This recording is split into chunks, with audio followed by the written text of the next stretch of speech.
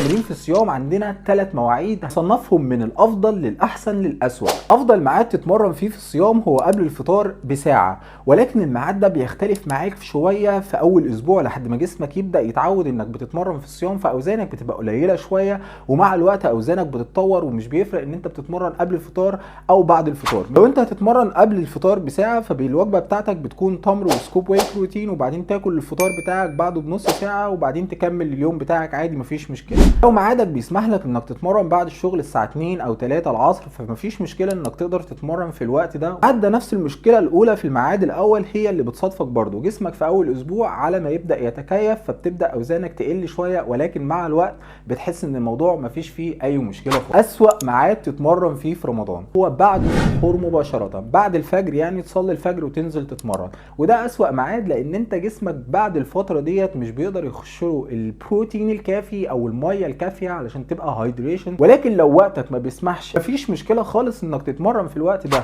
عايزك تقارن كده، واحد ما بيتمرنش خالص في رمضان وواحد بيتمرن في اسوأ ميعاد في رمضان، انهي احسن؟